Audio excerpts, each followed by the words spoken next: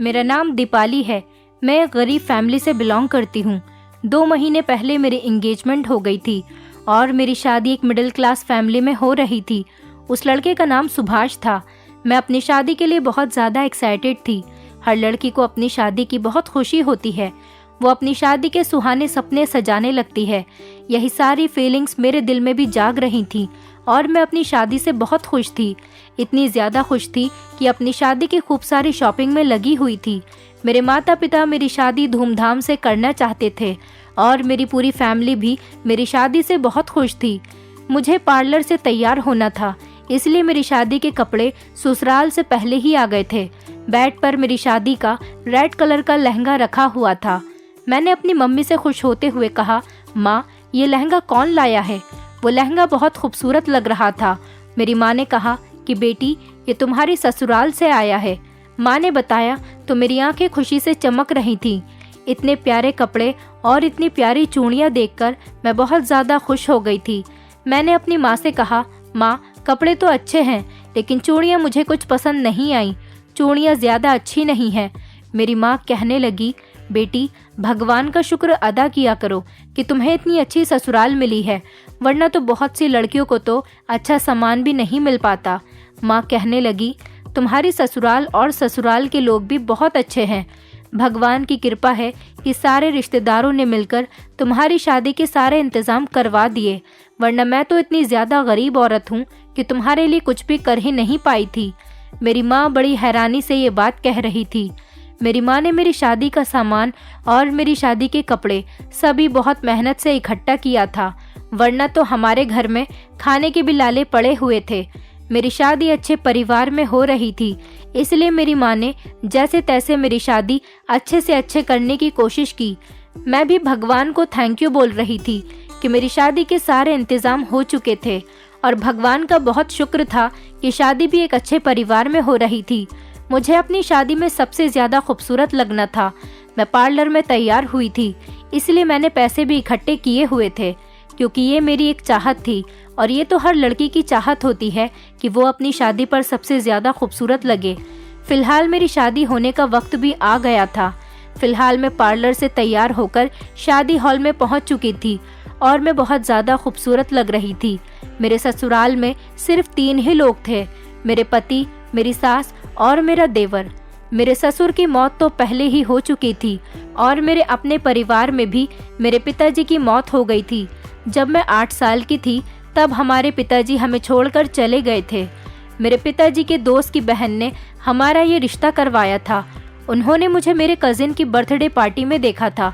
वहाँ पर वो मुझे देखने के अगले दिन ही अपने भतीजे के लिए रिश्ता लेकर आ गई थी। सारे लोग ही मेरे ससुराल की बड़ी तारीफ़ किया करते थे और सबसे ज़्यादा तारीफ़ तो मेरे पति की होती थी। लोग कहते थे कि तुम्हारा होने वाला पति बहुत समझदार और पढ़ा लिखा लड़का है, तुम्हें बहुत खुश रखेगा, तुम हमेशा उसके घर की रानी बनकर रहोगी। वैसे मैं अपने ससुराल के बारे में सोच सोच कर बहुत खुश होती थी, क्योंकि मैं इस गरीबी भरी ज़िंदगी से बोर हो गई थी। आखिर इस गरीबी भरी ज़िंदगी में रखा ही क्या था? रिश्तेदार भी तो तब तक ही होते हैं जब तक हमारे पास पैसा होता है। मेरी माँ ने मुझे अकेले ही पाल पोस कर बड़ा किया था। जब मैं 8 साल की थी तभी मेरे पिताजी की मौत हो गई थी। उस टाइम मैं छोटी थी। मेरी माँ ने मुझे लोगों के घरों में झाड़ू पोछा करके पढ़ाया लिखाया था। मेरे घर में सिर्फ मैं और मेरी माँ ही थे। मेरे पैदा हो जाने के बाद मेरी माँ की कोई औलाद ही नहीं हुई थी और फिर उसके बाद मेरे पिताजी भी इस दुनिया से चल बसे थे। मेरे पिता के मरने के बाद मेरी माँ ने कभी दोबारा शादी नहीं की थी, क्योंकि उनको हमेशा मेरी परवरिश की फिक्र लगी रहती थी। मेरी माँ का कहना था कि मैं अपनी बेटी की शादी जल्द से जल्द कर दूंगी, इसलिए मेरे जवान होते ही मेरी माँ ने भी मेरा रिश्ता तलाश करना शुरू कर दिया था। मेरे पिताजी के मरने के बाद मेरी माँ के मायके वालों और उनके ससुराल वालों में से किसी ने भी उनका साथ नहीं दिया था। मेरी माँ ने जो किया था वो खुद अपनी मेहनत की कमाई से किया था। यहाँ तक कि किसी ने मुसीबत के टाइम पर भी कोई मदद भी नहीं की थी। तभी तो मेरी माँ चाहती थी कि वो जल्द से जल्द अपनी बेटी की शादी कर दे, ताकि ऐसा न हो कि कभी ज़िंदगी उन्हें भी धोखा दे जाए और उनकी बेटी इस दुनिया में लावारिस रह जाए। मेरी माँ मुझे बहुत प्यार किया करती थी। उन्होंने मेरी खुशी की खातिर बहुत कुछ किया है। हर तरफ से नाउम्मीद होकर हम दोनों माँ बेटी हमेशा एक दूसरे का सहारा बने थे। मैंने सिर्फ हाई स्कूल तक की शिक्षा हासिल की थी, क्योंकि मुझे भी पढ़ाई में कोई ज़्यादा इंटरेस्ट नहीं था।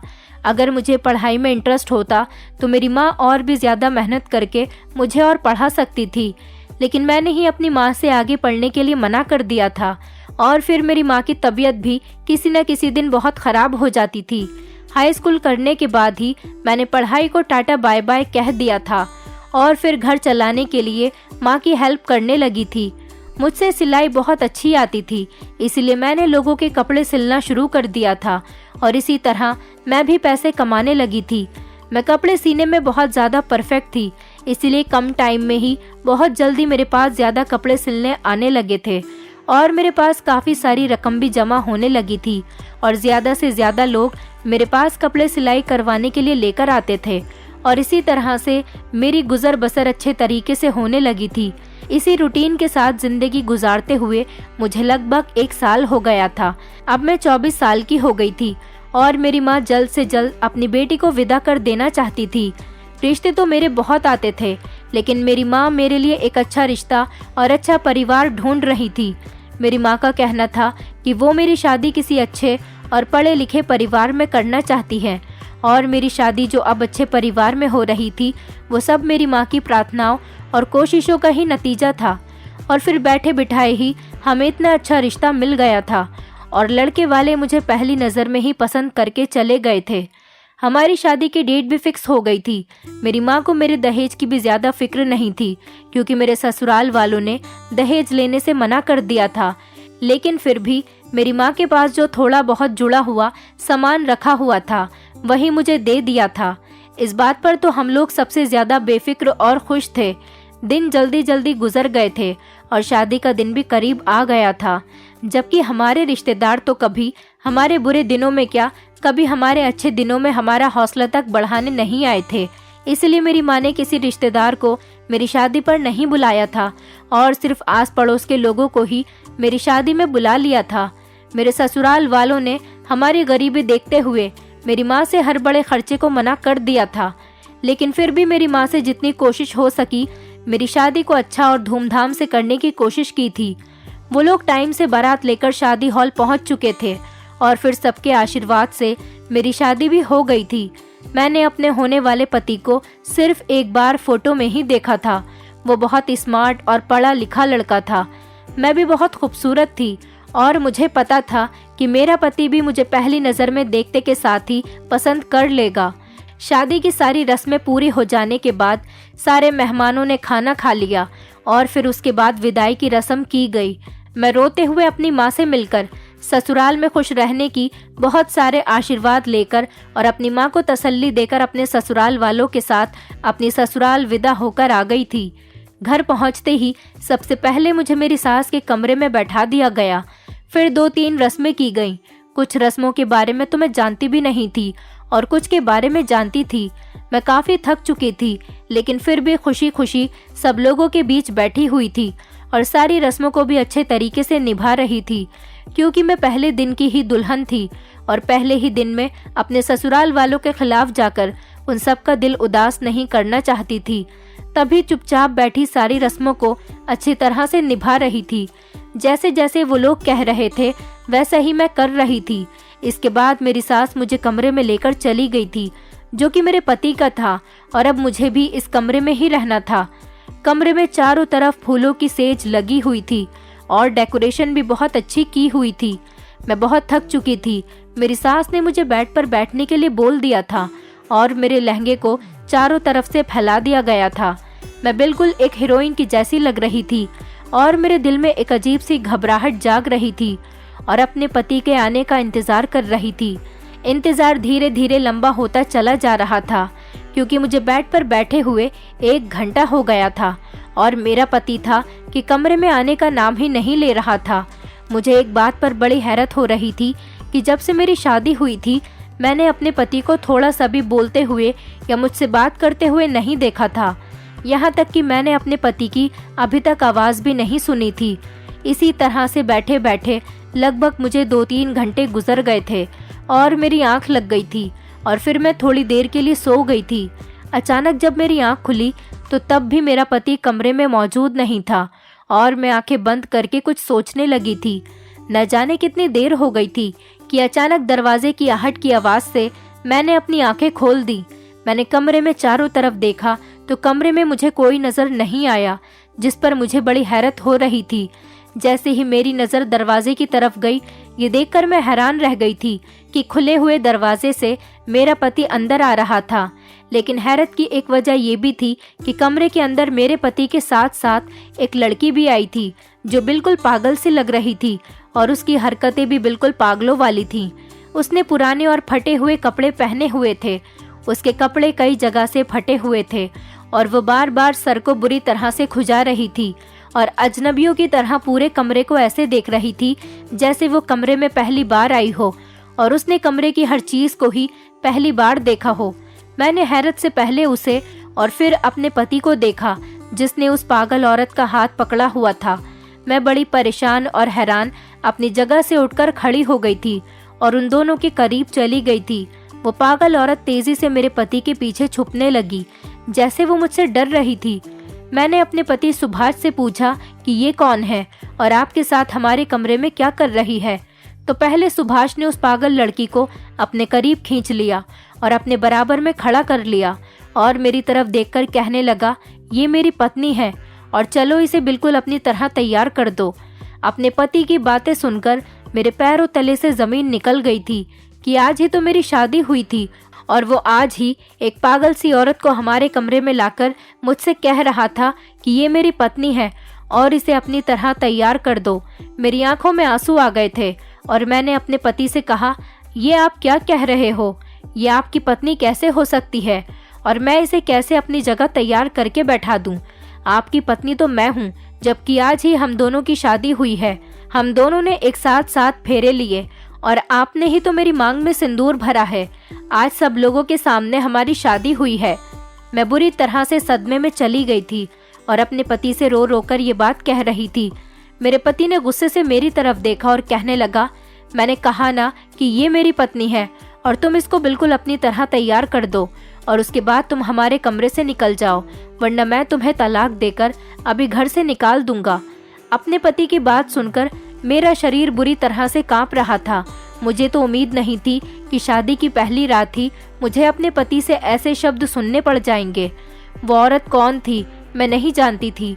मैंने कभी किसी नई नवेली दुल्हन के साथ ऐसा सुलूक होता नहीं देखा था, बल्कि पति तो अपनी नई पत्नी से मिलने की और प्यार भरी बातें करने की चाह में बहुत एक्साइटेड होता है, जबकि मुझे ऐसी उम्मीद भी नहीं थी कि मेरी शादी की पहली रात ही मेरा पति एक पागल औरत को मेरे सामने लाकर सजाने के साथ साथ मुझसे कमरे से निकल जाने को भी कह देगा और साथ में वो धमकी भी दे रहा था कि अगर मैंने ऐसा नहीं किया तो वो मुझे तलाक देकर घर से निकाल देगा और अगर वो मुझे घर से निकाल देता तो ना सिर्फ मेरी ज़िंदगी बर्बाद हो जाती बल्कि मेरी माँ भी जीते जी मर जाती, क्योंकि मेरी माँ ने बहुत लगन और कोशिश के साथ मेरी शादी करवाई थी ताकि वो अपनी जिम्मेदारी से फ्री हो जाए और अपने जीते जी ही अपनी बेटी की शादी देख सके और अपनी बेटी को उसके ससुराल में खुश देख सके। मैं नहीं चाहती थी कि मेरी माँ, जिसने पहले ही अपनी ज़िंदगी में बहुत सारे गम सहे, वो मेरा भी गम बर्दाश्त करे। मैंने रोते हुए सर हिला दिया और फिर उस पागल औरत को तैयार करने के लिए राज़ी हो गई थी। मैं दिल ही दिल में परेशान हो रही थी और रो रही थी और उस पागल लड़की को अपने साथ बाथरूम में ले गई और फिर अपने कपड़े उसे पहना दिए। ये वही लाल लहंगा था जो मेरे ससुराल वालों की तरफ से मुझे शादी पर मिला था, लेकिन अब वो उस पागल औरत का भाग्य बन चुका था। वो मेरे जितनी खूबसूरत तो नहीं थी, मगर उसकी किस्मत मुझसे भी कहीं ज़्यादा अच्छी थी। उसे अपने कपड़े पहनाने के बाद मैंने उसके फटे पुराने कपड़े पहन लिए और उसे लेकर बाहर चली आई थी। मेरा पति बेड पर बैठा हुआ हमारी तरफ ही देख रहा था, जिस पर मैंने उस पागल औरत को ड्रेसिंग टेबल के सामने रखे स्टूल पर बैठा दिया और फिर उसका मेकअप करने लगी और उसके बाद उसका हेयर स्टाइल भी कर दिया। वो सारी ज्वेलरी उसको पहना दी जो कुछ देर पहले मैंने पहनी हुई थी। मेरे हाथ बुरी तरह से कांप रहे थे, जबकि डर और परेशानी के साथ साथ मुझे उलझन भी बहुत सता रही थी। न जाने मुझे वो पागल सी लड़की किसी दुश्मन की तरह दिखाई दे रही थी। जो लड़की कुछ देर पहले पागल और बदसूरत सी दिखाई दे रही थी, उसे तैयार करने के बाद जब मैंने उसे गौर से देखा तो वो काफ़ी प्यारी और खूबसूरत नज़र आ रही थी। उसे देखकर मुझे और भी ज़्यादा रोना आ रहा था कि मेरा पति किसी और अनजान और पागल औरत को मेरी जगह दे रहा है, जिसे मैं जानती तक नहीं थी। वो पागल औरत काफ़ी ज़्यादा एक्साइटेड थी। अपने कपड़े और ज्वेलरी को देखकर किसी दीवानों की तरह रिएक्ट कर रही थी और खुद को शीशे में देख देख कर खुश हो रही थी और तालियां बजा रही थी। मतलब उसे भी ये सब कुछ बहुत अच्छा लग रहा था कि वो तैयार है और खूबसूरत लग रही है। मैंने तैयार करके उसे गौर से देखने के बाद अपने पति की तरफ देखा तो वो सर हिलाकर बेड से उठकर उसके करीब आया और उसको गौर से देखने लगा। उसके बाद मेरी तरफ देखकर मुझे वहां से निकल जाने को इशारा करने लगा। मैं उस पागल लड़की का दुपट्टा सर से उड़ाती हुई बाहर आ गई। मैंने अपना मेकअप भी उतार दिया था और मेरा चेहरा साफ हो गया था और शरीर पर उस पागल लड़की के फटे पुराने कपड़े थे। अगर कोई भी मुझे देखता तो यकीन नहीं करता कि कुछ देर पहले जो दुल्हन इस घर में आई थी वो मैं ही थी। उस टाइम तो मैं वो पागल औरत लग रही थी जिसको मेरा पति लेकर अंदर आया था। इस वक्त तो मैं ही पागल लग रही थी कि घर मेरे लिए भी अनजान था। मैं यहाँ पहली बार आई थी। तभी मैं कमरे से निकलकर दरवाजे के बाहर ही बैठ गई थी कि मुझे नहीं पता था कि मैं रात के इस टाइम कहाँ जाऊँ, और अगर किसी के कमरे में जाती तो वो मुझसे पूछता कि मैं इस हाल में अपने कमरे से बाहर क्या कर रही हूँ। डाइवोर्स के डर ने मुझे रोक कर रखा था। तभी मैं चुपचाप अपने पति के कमरे के बाहर आकर बैठ गई थी और मैंने अपने चेहरे को दुपट्टे से अच्छी तरह से ढक लिया था। मुझे परेशानी की वजह से नींद भी नहीं आ रही थी। यही वजह थी कि मैं अब तक जाग रही थी। अभी मैं वहीं बैठी हुई थी जब अचानक मुझे किसी के आने की आवाज़ सुनाई दी तो मैं चौंक कर इस तरफ देखने लगी तो सामने ही मेरा देवर आ रहा था। उसने मुझे दरवाजे के बाहर बैठा हुआ देखा तो वो चौंक गया और फिर वो कुछ ही देर बाद मुझे बिना कुछ कहे बगैर ही मुझे पकड़कर अपने साथ ले जाने लगा। मेरा चेहरा छुपा होने की वजह से वो मुझे देख नहीं पाया था। मैंने उसके आगे हाथ जोड़ने शुरू कर दिए तो वो मुझे घसीटता हुआ कमरे में ले जाने लगा, जिस पर मैं चुपचाप उसके साथ चलने लगी कि अगर मैं मुंह खोलती तो इसमें भी मेरी ही बेइज्जती होती कि शादी की पहली रात ही मेरे पति ने मुझे कमरे से बाहर निकाल दिया था। वो शायद मुझे ही वो पागल औरत समझ रहा था और मुझे लग रहा था कि वो उनकी कुछ न कुछ तो लगती थी, मगर क्या लगती थी ये सवाल मेरे दिमाग में घूम रहा था। मेरा देवर मुझे एक कमरे में लेकर पहुंचा जहां पर अंधेरा छाया हुआ था। शायद ये घर का स्टोर रूम था। उसने आगे बढ़कर लाइट ऑन की। मैं अब तो रिलैक्स थी, लेकिन मेरे होश तब उड़े जब उसने मुझे रस्सी से बांधने के बाद अचानक मेरे सामने बासी रोटी और ठंडी सब्जी रखी थी, जिसके साथ कुछ दवाइयाँ भी रखी हुई थी। मतलब वो खाना खिलाने के बाद मुझे दवाइयाँ भी खिलाने वाला था, जो शायद उस पागल औरत की थी, और मैं ये दवाइयाँ हरगिज नहीं खा सकती थी क्योंकि मैं पागल नहीं थी। मेरा एक पैर रस्सी से बंधा हुआ था जबकि दोनों हाथ खुले हुए थे। उसने कहा कि खाना खाओ, मगर मैंने अपना सर तेजी से इनकार करते हुए हिला दिया कि मुझे नहीं खाना। जैसे ही मेरा सर ना में हिला तो मेरे सर से दुपट्टा उतर गया, जिसकी वजह से मेरा चेहरा उसके सामने आ गया।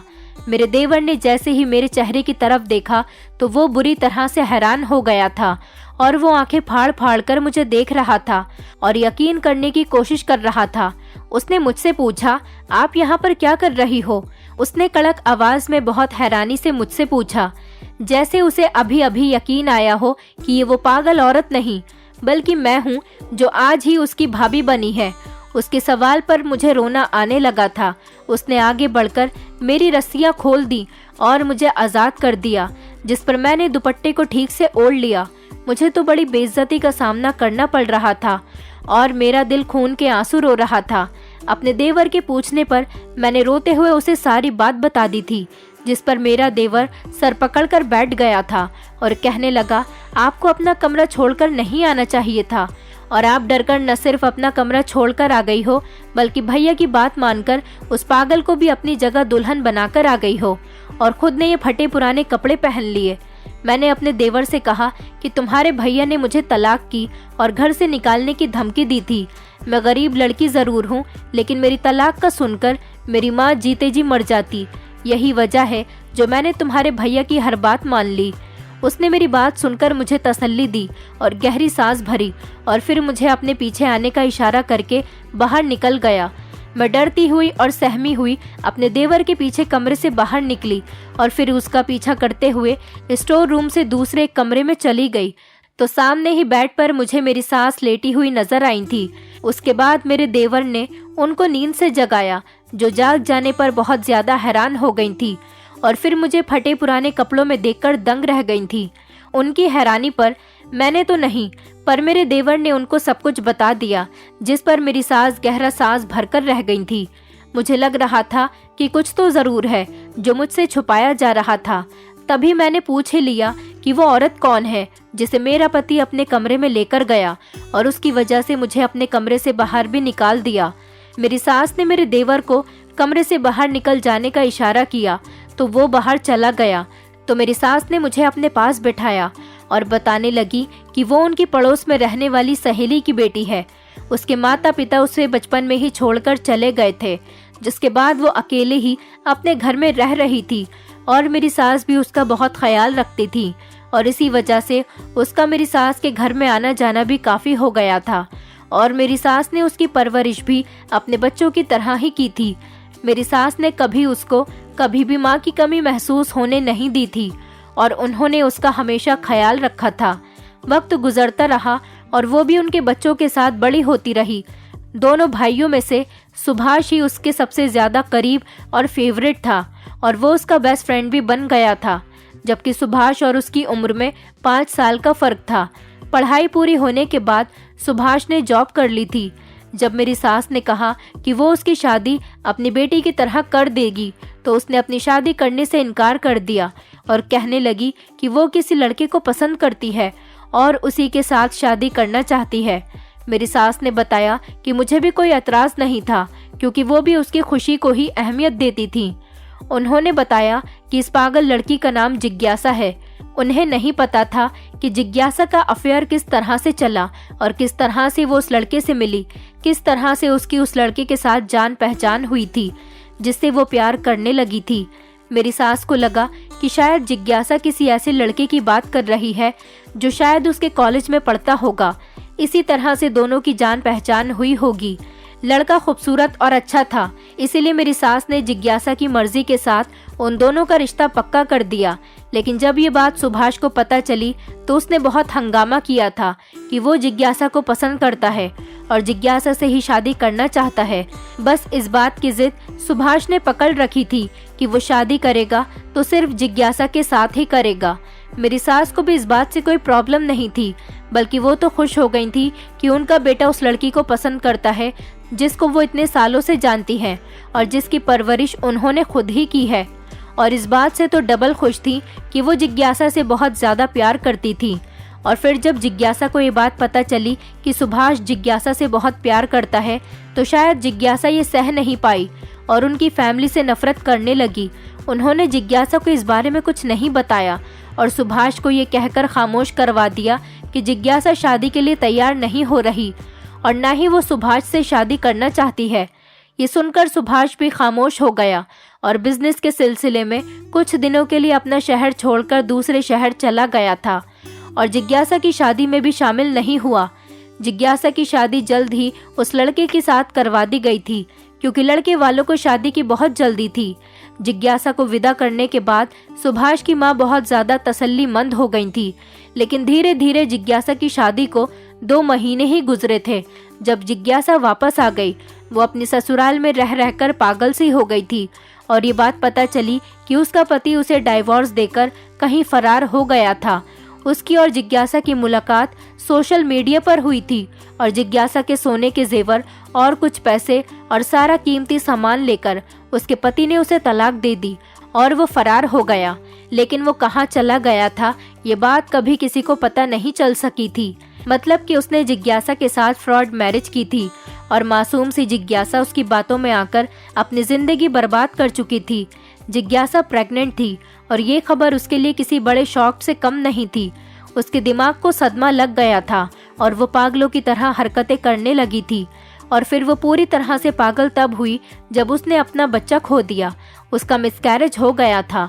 वो छत पर ठोकर खाकर गिर गई थी, जिसकी वजह से उसका मिसकैरेज हो गया और वो दिमागी तौर पर पूरी तरह से पागल हो गई।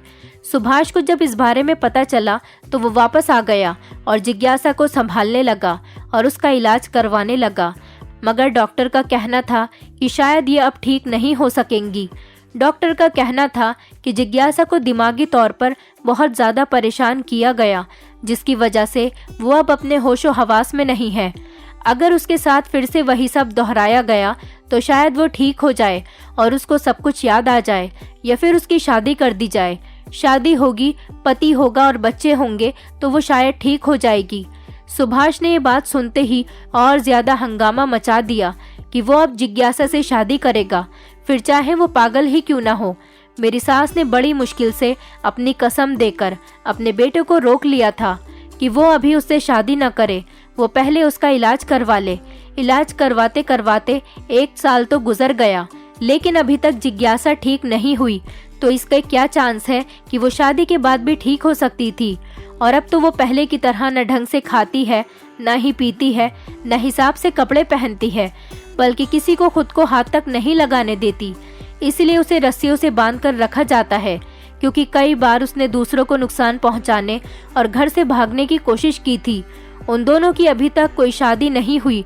पूरे 1 साल से सुभाष की मेहनत भी कामयाब नहीं हो पाई और वो अब भी वैसी की वैसी है। इसीलिए घर वालों ने समझाकर सुभाष की शादी मेरे साथ करवा दी कि सुभाष की शादी हो जाने के बाद शायद उसके दिल से इस पागल लड़की जिज्ञासा का ख्याल निकल जाता। मेरी सास मतलब सुभाष की माँ अपनी जिंदगी में सुभाष को हंसता और बसता हुआ देखना चाहती थी। पिछले कुछ दिनों से जिज्ञासा की तबीयत खराब रहने लगी थी और सुभाष शादी के झंझटों में उसे डॉक्टर के पास तक नहीं ले जा पाया था। और मेरे पति का मेरे साथ ऐसा बिहेवियर की वजह भी जिज्ञासा ही थी। वो जिज्ञासा को दुल्हन बनाकर उसे एक बार फिर से पिछली जिंदगी याद दिलाना चाहता था। तभी जिज्ञासा उसके कमरे में मौजूद थी।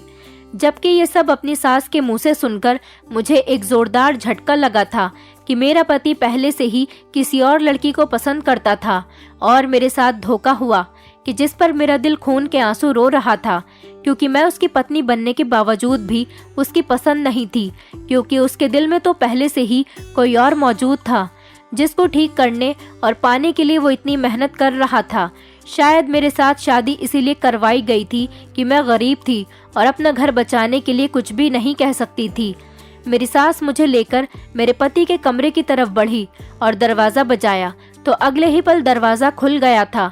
दरवाज़ा खुलते ही जब कमरे के अंदर देखा तो जिज्ञासा सजी सवरी दुल्हन की तरह तैयार हुई ज़मीन पर लेटी सो रही थी, जबकि सुभाष की आंखों से लग रहा था कि वो रो रहा था। मुझे उस पर और जिज्ञासा पर बहुत ज़्यादा तरस आ रहा था, मगर मैं कुछ भी ठीक नहीं कर सकती थी। सुभाष एकदम ही अपनी माँ से गले लगकर रोने लगा, जिस पर मेरी सास अपने बेटे को तसल्ली देने लगी और उसे मेरे साथ की गई गलती का एहसास भी दिलाने लगी, जिस पर सुभाष ने मुझे शर्मिंदा होते हुए देखा और फिर मुझसे माफ़ी मांगने लगा। मेरी सास ने सोती हुई जिज्ञासा को उठाया और फिर बहला फुसलाकर उसे अपने साथ ले गईं। उसके जाने के बाद एक बार फिर सुभाष ने मुझसे माफ़ी मांगी और मेरे साथ किए हुए अपने बिहेवियर की वजह बताने लगा, जो मैं पहले ही अपनी सास से सुन चुकी थी कि वो शादी नहीं करना चाहता था ताकि वो जिज्ञासा को संभाल सके और उसे ठीक कर सके। उसके बाद जब वो ठीक हो जाए तो वो जिज्ञासा से शादी कर ले, लेकिन घर वालों ने ज़बरदस्ती उसकी शादी मेरे साथ करवा दी थी। मैंने सुभाष को तसल्ली दी और यकीन दिलाया कि मैं उसके साथ हूँ, जिस पर वो काफ़ी देर तक अपना गम मुझसे बांट रहा था। मुझे यकीन था कि मैं जल्दी ही उसके दिल में अपनी जगह बना लूँगी। वैसे भी जो हो गया था उसे बदला नहीं जा सकता था और ना ही मैं यह सब कुछ अपनी माँ को या फिर किसी और को इस बारे में बताने वाली थी। जिज्ञासा एक मासूम सी पागल औरत थी जिससे मुझे कोई खतरा नहीं था। शादी के बाद सभी मेहमान अपने अपने घरों को चले गए थे। मैं जिज्ञासा का सगी बहन की तरह ख्याल रख रही थी। उसका खाना पीना, उसके कपड़े सब मैं ही देखने लगी थी और कोशिश करती थी कि उसके साथ अपना बिहेवियर दोस्त की तरह रखूं। ये सब देखकर घर के बाकी लोगों के साथ सुभाष भी खुश रहने लगा था और सुभाष के दिल में मेरे लिए जगह भी बनने लगी थी, जिसका इजहार वो मुझे अपने प्यार भरी बातों और मेरे ख्याल रखने से करता रहता था। जिज्ञासा मुझसे काफ़ी हद तक इम्प्रेस हो चुकी थी, लेकिन वो अभी तक ठीक नहीं हो पा रही थी। उसकी दवाइयाँ भी चेंज करके देखा था, लेकिन नतीजा कुछ नहीं निकल पा रहा था। अब तो घर के बाकी लोग भी उसकी हालत को देखकर अफसोस में पड़ जाते थे, लेकिन सुभाष चाहता था कि वो ठीक हो जाए, इसलिए मैं दिलो जान से उसका ख्याल रख रही थी। बिना किसी जलन और बिना किसी गुस्से से उसका चेकअप करवाने के लिए मैं और सुभाष ही अस्पताल लेकर उसे जाते थे। जिज्ञासा जो पहले ऊट पटांग हरकतें करती रहती थी, अब हमेशा खामोश खामोश से रहने लगी थी और वो अपने कमरे में बेड पर ही लेटी रहती थी और हिलती रहती थी, उठकर बैठती भी नहीं थी। डॉक्टर उसे ठीक करने की अच्छी तरह से कोशिश कर रहे थे, लेकिन उसके बावजूद भी उसकी हालत दिन ब दिन बिगड़ती चली जा रही थी। वो कमज़ोर तो पहले से ही थी, लेकिन दिन ब दिन उसकी हड्डियां ढांचा बनती जा रही थीं, जिस पर मैंने राय दी कि उसकी पूरी तरह से चेकअप करवाया जाए। और इसी तरह से सुभाष ने उसका शहर के सबसे बेस्ट डॉक्टर से चेकअप करवाया। लेकिन जो बात हमारे सामने आई थी, उसने हमारे दिमाग को हिलाकर रख दिया था। जिज्ञासा को धीरे धीरे कैंसर होने लगा था और इस बात का हमें पता ही नहीं चल पाया था, जो कि काफ़ी हद तक अब आगे बढ़ चुका था। डॉक्टर ने बताया कि सिर्फ कुछ दिनों तक ही वो अब जिंदा रह सकेगी, जिस पर हम सब बहुत ज़्यादा परेशान हो गए थे और हमें दुख होने लगा था। हम जिज्ञासा का पहले से भी ज़्यादा ख्याल रखने लगे थे और उसके कैंसर का इलाज पूरी तरह से शुरू करवा दिया था। मुझे जिज्ञासा बहनों की तरह प्यारी हो गई थी और मैं नहीं चाहती थी कि उसे कुछ हो जाए, लेकिन होने को कोई नहीं टाल सकता। मेरी शादी को 6 महीने गुजर चुके थे। उसके बाद जिज्ञासा की मौत हो गई और वो सबको दुखी छोड़कर इस दुनिया से जा चुकी थी। उसकी मौत का हम यकीन नहीं कर पाते थे। ऐसा लगता था कि अभी भी वो इस घर में जिंदा है और कहीं से भी आ जाएगी, लेकिन हकीकत यही थी, वो हम सबको छोड़कर जा चुकी थी और हर फिक्र से आज़ाद होकर मर चुकी थी। लेकिन धीरे धीरे मरने वालों पर सब्र आ ही जाता है। हमें भी धीरे धीरे जिज्ञासा की मौत पर सब्र आ गया था, लेकिन कभी कभी मुझे उस लड़के पर बहुत गुस्सा आता था जिसने जिज्ञासा को धोखा दिया था और जिसकी मोहब्बत और धोखे की वजह से जिज्ञासा पागल हो गई थी। वो इंसान इस दुनिया में जहाँ कहीं भी होगा, वो कभी खुश नहीं रह पाएगा, क्योंकि जिज्ञासा की ऐसी हालत का जिम्मेदार सिर्फ वही था जिसने उसको धोखा दिया था। ऐसे लोग जो दूसरों को धोखा दें, वो कभी अपनी जिंदगी में खुश नहीं रह सकते। उनको भी इस दुनिया में जीते जी किसी न किसी से धोखा जरूर मिलता है। अगर वो इंसान जिज्ञासा की और उसकी मोहब्बत की कदर कर लेता और पैसे और जेवर के लालच न करता, तो आज जिज्ञासा अपने बच्चे के साथ खुशी खुशी जिंदगी गुजार रही होती। लेकिन हमेशा वही नहीं होता जो इंसान सोचता है, बल्कि वही होता है जो भाग्य में लिख दिया गया है। और जिज्ञासा के साथ भी वही हुआ था जो उसके भाग्य में लिख दिया गया था, जिसका दुख सारी जिंदगी कभी खत्म नहीं होगा। अब जिज्ञासा तो इस दुनिया से जा चुकी थी, अब सुभाष की जिंदगी में सिर्फ मैं ही बची थी। धीरे धीरे सुभाष के दिल से जिज्ञासा की मोहब्बत तो निकल गई थी, लेकिन आज भी वो उसको याद करते हैं, क्योंकि वो उनकी पहली मोहब्बत थी और उन्होंने उससे शादी करने के लिए जी तोड़ कोशिश कर ली थी, लेकिन फिर भी वो उनके भाग्य में नहीं थी। सुभाष ने इस बात को एक्सेप्ट कर लिया था कि जिसकी जोड़ी जिसके साथ बना दी गई, वो उसको ही मिलकर रहेगा। शायद जिज्ञासा और सुभाष का मेल नहीं था। जिज्ञासा के मरने के 2 महीने बाद ही सुभाष ने मेरे साथ जिंदगी की शुरुआत कर दी थी और उन्होंने मुझे अपनी पत्नी मान लिया था। और कुछ महीनों के बाद ही पता चला कि मैं प्रेग्नेंट हूँ। हमारी जिंदगी बहुत हंसी खुशी गुजर रही थी और उसके बाद मैंने एक बेटी को जन्म दिया। सुभाष ने मेरी बेटी का नाम भी जिज्ञासा ही रखा था, जिसे देखकर मेरे पति दिन रात खुश होते रहते और अब मैं अपने परिवार के साथ बहुत खुश हूँ। लेकिन आज भी हमें जिज्ञासा की बहुत याद आती है। दोस्तों, उम्मीद करती हूँ आपको हमारी कहानी पसंद आई होगी। कहानी पसंद आई है तो वीडियो को लाइक करें, चैनल पर नए हैं तो चैनल को सब्सक्राइब करें और हाँ, नोटिफिकेशन बेल को जरूर दबाएं ताकि अगली अपडेट सबसे पहले आपको मिले।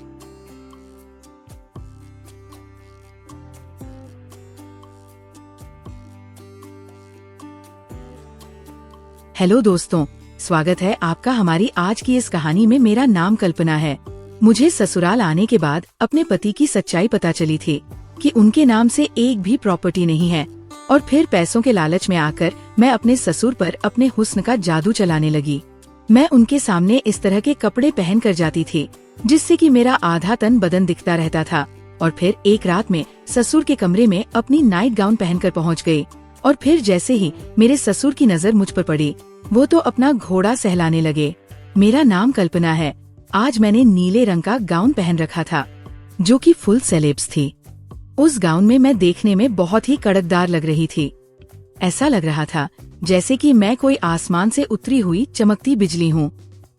मैंने आईने के सामने जाकर खुद की नजर उतारी और फिर जब खुद को आईने में निहारा तो बस खुद को देखते ही रह गए। मेरे डार्क रेड कलर की लिपस्टिक और उस पर खुले हुए बाल मेरी खूबसूरती में 4 चांद लगा रहे थे। मुझे पूरा विश्वास था कि आज मेरे ससुर बस मुझे देखते ही रह जाएंगे और वो मेरे इस रूप को देखकर खुद को मेरे पास आने से रोक नहीं पाएंगे।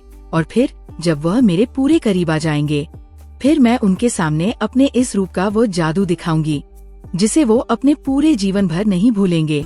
मेरे इस रूप को देखकर कोई भी मर्द पागल हो सकता था, लेकिन मुझे किसी और मर्द को नहीं बल्कि अपने 55 साल के ससुर को अपने हुस्न के जाल में फंसाना था और उनसे अपना काम निकलवाना था। मेरे ससुर जो 55 साल के थे, काफी समय से अकेले जिंदगी गुजर रहे थे क्योंकि मेरी सास बहुत सालों पहले ही उन्हें छोड़कर भगवान के पास चली गई थी। और अब इस घर में सिर्फ मैं, मेरे ससुर और मेरे पति ही रहते थे। मैं तो कब से ये चाह रही थी कि मैं अपने ससुर को अपने काबू में कर लूं। किसी मर्द को अपने हुस्न के जाल में फंसाना कोई बहुत बड़ी मुश्किल काम नहीं होता है। मैं तो वह चिंगारी थी जो किसी के भी दिल में आग लगा सकती थी और मुझे पूरा विश्वास था कि आज की रात में अपना मकसद हासिल कर लूंगी और अपने ससुर को अपना दीवाना बनाकर रहूंगी। एक बार वो जैसे ही मेरे हुसैन के जाल में फंसेंगे, खुद ब खुद उनकी सारी प्रॉपर्टी मेरी झोली में आ जाएगी। एक बार फिर से अपने हुस्न को निहार कर और खुद अपनी तारीफ करके इस बार मैंने जूस का गिलास उठाया जिसमें मैंने पहले ही नशे की गोलियां डाल दी थी। मैंने सोच लिया था कि अगर वो आसानी से मेरे काबू में ना आया तो या नशे की गोली मेरा काम आसान कर देगी, फिर सब कुछ मेरा हो जाएगा। यही सोचकर मेरे चेहरे पर मुस्कुराहट आ गई थी। मुझे इस तरह देखकर मेरे बुढ़े ससुर का क्या हाल होता होगा। मुझे यकीन था वो खुद ही मेरे कदमों में आ बैठेंगे। ये सब कुछ मैं अपने लिए ही तो कर रही थी, अपने खातिर ही तो मैंने उसके बेटे से शादी की थी। लेकिन ये मेरी सबसे बड़ी गलती थी। पैसा वह चीज है जो इंसान से कुछ भी कराने को मजबूर कर देता है, जिसे हासिल करने के लिए इंसान किसी भी हद तक जा सकता है। और मैं भी इसी पैसे के पीछे पागल थी और मेरी जिंदगी की सबसे बड़ी कमी पैसा थी और अब मैं किसी भी हाल में उसे दूर नहीं करना चाहती थी, फिर चाहे उसके लिए मुझे अपने ससुर के साथ ही क्यों ना सोना पड़ता। मैं अपने ससुर के साथ वो करने को भी तैयार थी। आज की रात मेरी जिंदगी बदलने वाली थी। वो सब कुछ मुझे हासिल होने वाला था जो मैं बचपन से चाहती थी। मैंने घड़ी की तरफ देखा तो रात के 1 बज रहे थे।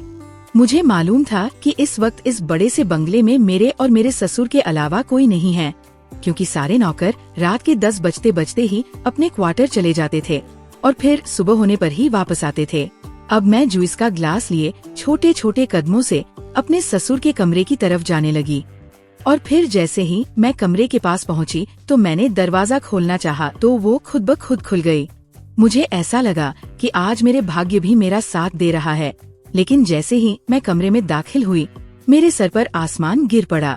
कमरे के अंदर का मंजर देखकर मेरे आँखों के आगे अंधेरा छा गया था, क्योंकि मेरे ससुराल में करोड़ों का बंगला, लग्जरी गाड़ियाँ, बैंक बैलेंस क्या कुछ नहीं था, लेकिन जो कुछ भी था मेरे ससुर का था।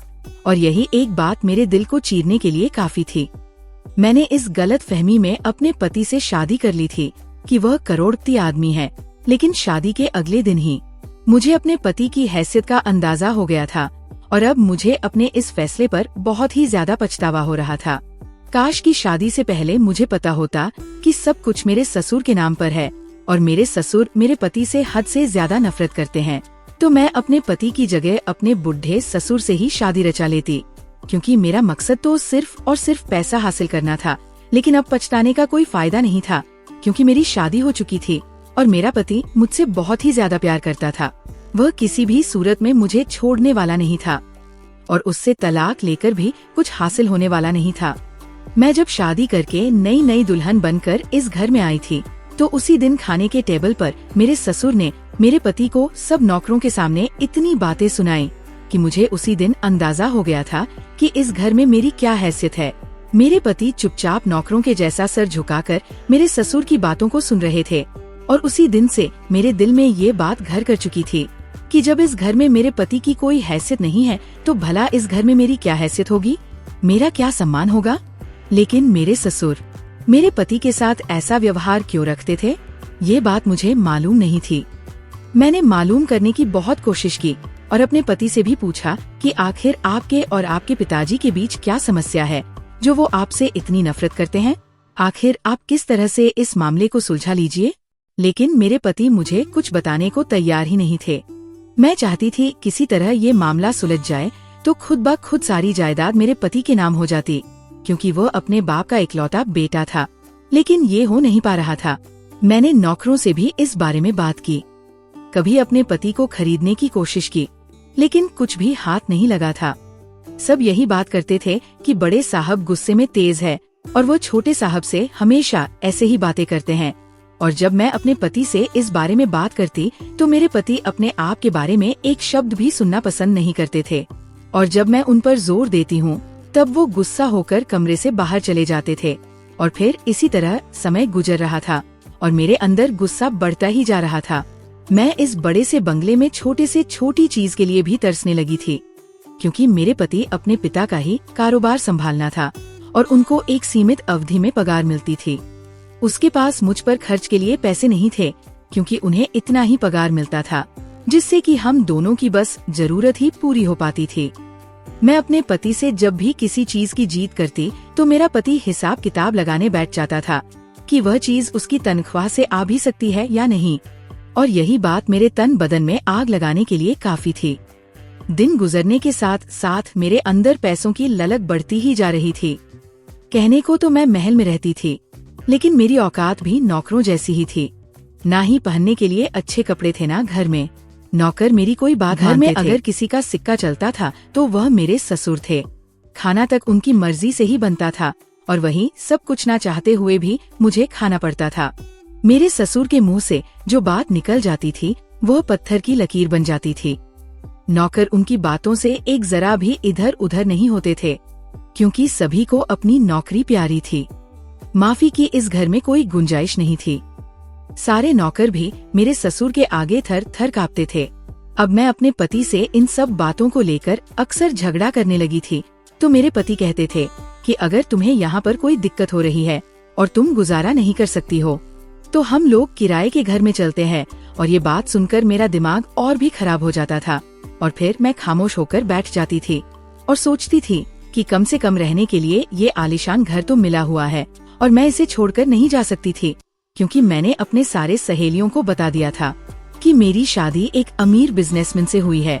अगर मैं किसी छोटे से किराए के घर में चली जाती तो मेरी नाक कट जाती। कुछ महीनों में मुझे ये बात अच्छी तरह समझ आ गई थी कि अगर मैं पूरी तरह से जियादात का मजा उठाना चाहती हूँ तो मुझे अपने ससुर का दिल जीतना होगा। मेरे पति को ये बात पसंद आई या फिर ना आए, मेरी नजर में मेरे पति की कोई अहमियत नहीं थी। मैं तो अपने पति से प्यार भी नहीं करती थी। मैंने तो सिर्फ और सिर्फ पैसों के लिए ही इससे शादी की थी। लेकिन मेरे पति मुझे बहुत ही प्यार करते थे। भले ही उनके पास मुझे देने के लिए पैसे नहीं थे, लेकिन उन्होंने कभी भी मेरे पति अपने प्यार में कोई भी कमी नहीं होने दी थी। उन्हें तो जब भी मौका मिलता मेरे साथ अपने प्यार की कहानी लिखने लगते थे, लेकिन फिर भी मेरा दिल नरम नहीं होता था, क्योंकि प्यार करने से पेट नहीं भरता है। ये सब केवल किताबों और कहानियों में ही अच्छी लगती है। इस दुनिया में अगर रहना है तो पैसों का रहना बहुत ही जरूरी है, और यही मेरी सोच थी। मैं हमेशा से चाहती थी कि मेरे पास इतना पैसा हो कि सब मेरे गुलाम बन जाए, और मैंने यही सोचकर अरमान से शादी की थी। लेकिन मुझे क्या पता था कि मेरे साथ इतना बड़ा धोखा हो जाएगा। शादी करके जब मैं इस घर में आई थी तो मुझे और मेरे पति को एक छोटा सा कमरा रहने के लिए दे दिया गया था। वो छोटा कमरा स्टोर रूम के लायक था, जिसमें ना ही ज्यादा सामान था और ना ही कोई एसी लगा था। ऐसा लगता था जैसे मेरे ससुर ने तरस खाकर मेरे पति को ये जगह दी है। काश मुझे शादी के पहले ही अपने पति की हैसियत पता चल जाती तो मैं इनसे शादी करने की गलती कभी भी नहीं करती। लेकिन ये गलती सिर्फ मेरी ही थी। मैंने कभी भी मोहित के पर्सनल लाइफ के जानने के बारे में कोशिश नहीं की थी और मैंने कभी मोहित से ये भी नहीं पूछा था कि ये फटरी बांग्ला, ये सब किसके नाम से है।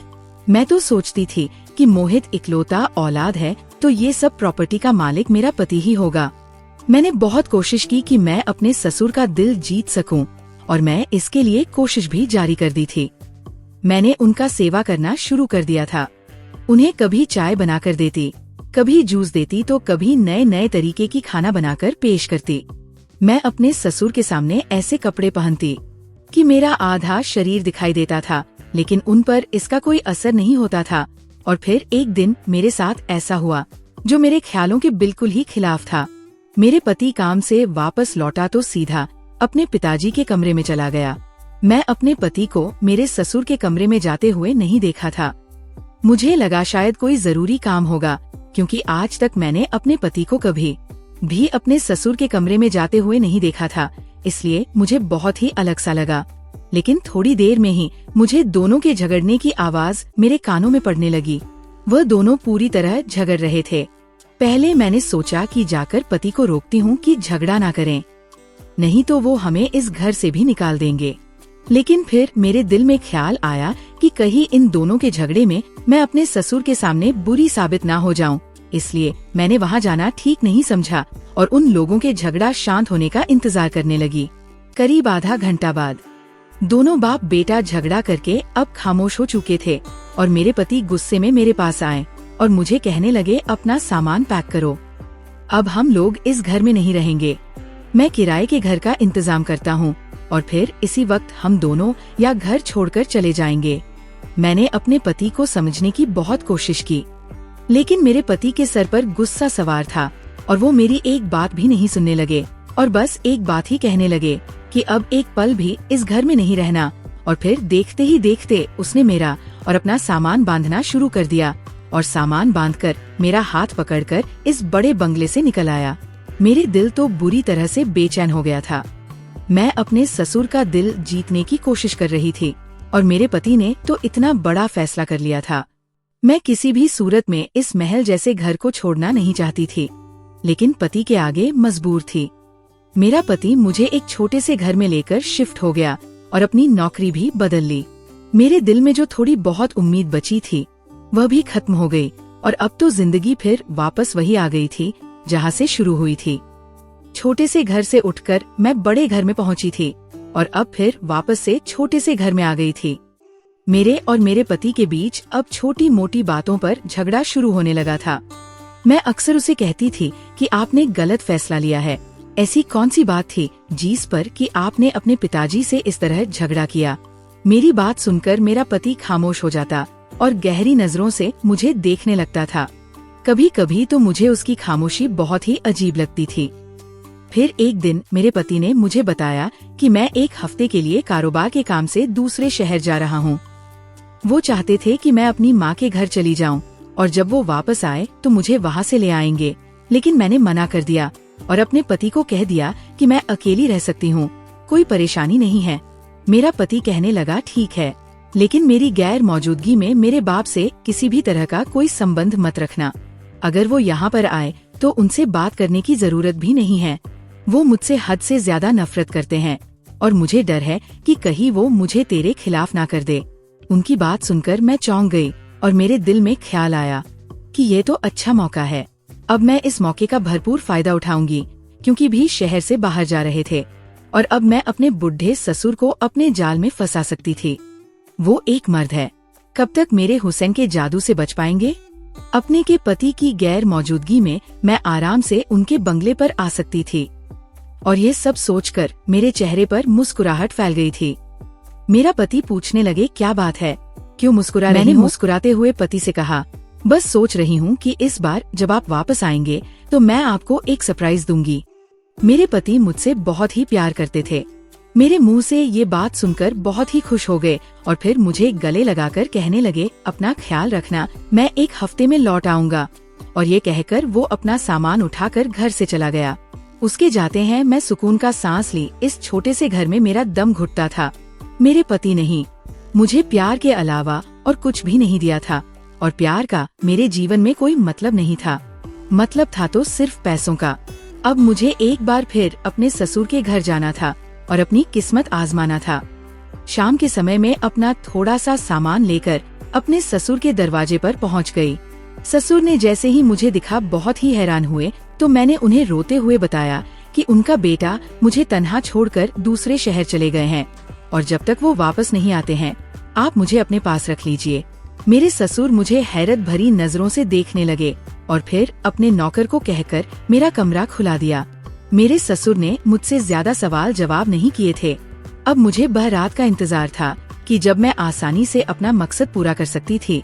रात के 1 बजे में खूब तैयार होकर अपने ससुर के कमरे के दरवाजे पर पहुंच गई। मेरे हाथ में जूस का गिलास था जिससे मैं नशे की गोली मिलाई थी। मेरा इरादा था कि अगर मेरे ससुर खुद मेरा दीवाना नहीं होते हैं तो मैं उन्हें ये जूस पिला दूंगी और जब वो नशे के बाद अपना होश खो बैठेंगे फिर मैं उनके साथ अपना एक वीडियो रिकॉर्ड कर लूंगी जिसके द्वारा मैं उन्हें ब्लैकमेल करके पैसे हासिल करती रहूंगी। लेकिन मुझे नहीं मालूम था कि मेरा ये सारा प्लान एक झटके में ही खत्म हो जाएगा। जैसे ही मैं कमरे के अंदर गई थी तो मेरे होश उड़ गए थे, क्योंकि मेरे कमरे में मेरे ससुर अकेले नहीं थे बल्कि उनके साथ मेरे पति भी मौजूद थे। वह दोनों आराम से बैठकर बातें कर रहे थे। उन दोनों को एक साथ देखकर मैं हक्का बक्का रह गई, क्योंकि मैं खुले बदन ही उनके कमरे में दाखिल हुई थी।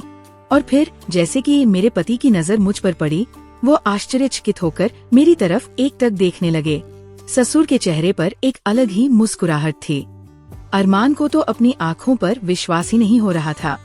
मेरे ससुर मुस्कुराकर मेरी तरफ देखे और कहने लगा, बहू अंदर आओ, दरवाजे पर क्यों रुक गई?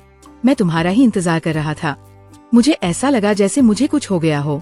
मुझे चक्कर आने लगे थे। मैंने बड़ी मुश्किल से खुद को संभाल रखा था। कुछ देर पहले मैं अपने जीस हुस्न पर इतरा रही थी और अब अपने पति को सामने पाकर मुझे समझ में नहीं आ रहा था कि मैं कैसे खुद को कहीं छुपा लूं। ऐसा लग रहा था कि जमीन फटे और मैं उसके समझ आऊं। मेरे पति भी धीरे धीरे चलकर अब मेरे करीब आ गए और मेरे आँखों में आंखें डालकर पूछने लगे, ये सब क्या है? मेरी जुबान पर तो ताला लग गया था। मेरे पास कोई जवाब नहीं था कि मेरे पति ने एक जोरदार थप्पड़ मेरे मुंह पर मारा और मैं फर्श पर जाकर गिर गई और फिर मेरे पति ने वहीं खड़े खड़े मेरे मुंह पर तलाक के पेपर मार दिए। मुझे विश्वास नहीं हो रहा था कि मेरे पति जो मुझसे इतना प्यार करते थे वो मुझे तलाक कैसे दे सकते हैं। वो तो मेरी मोहब्बत का दीवाना था।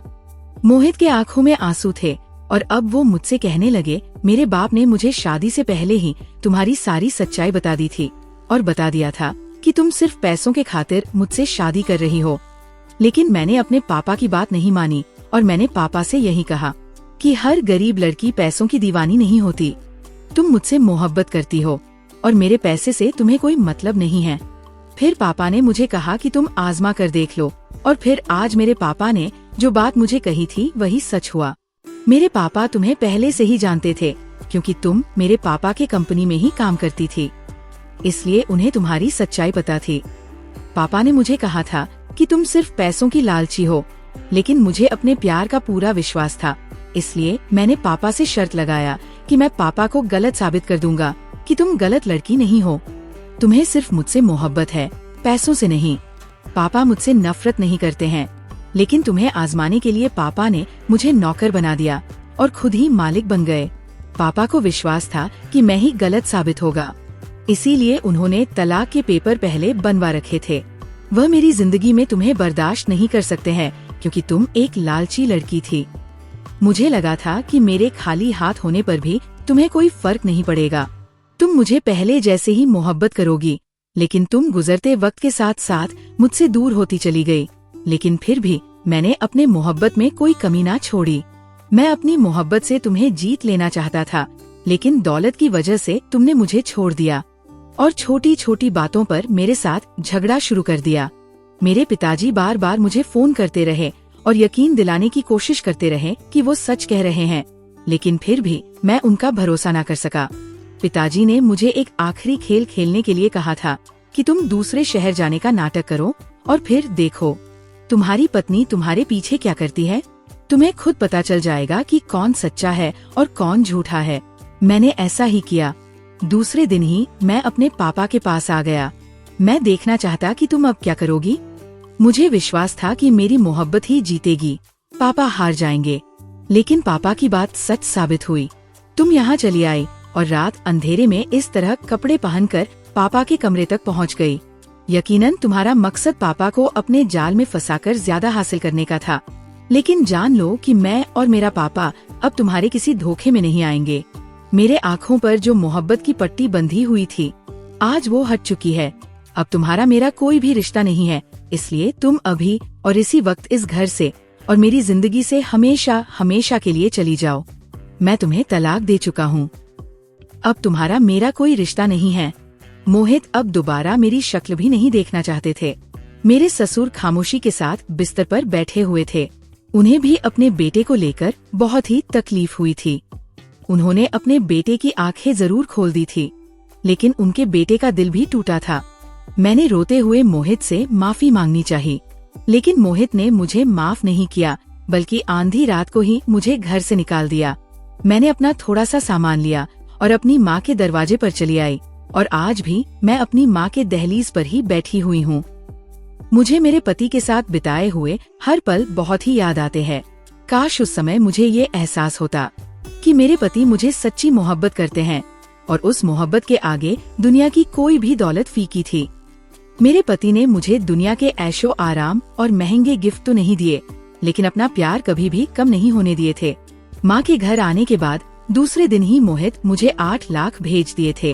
अब मैं अपनी जिंदगी में तन्हा और उदास हूँ। मेरे पास अब कुछ भी नहीं है। मेरी आप सबसे विनती है कि लालच में आकर कभी भी अपना घर बर्बाद ना करें। अगर दुनिया में कोई चीज कीमती है तो वह है एक ऐसा इंसान जो आपसे सच्ची मोहब्बत करता हो। तो दोस्तों, कैसी लगी आपको हमारी आज की ये कहानी?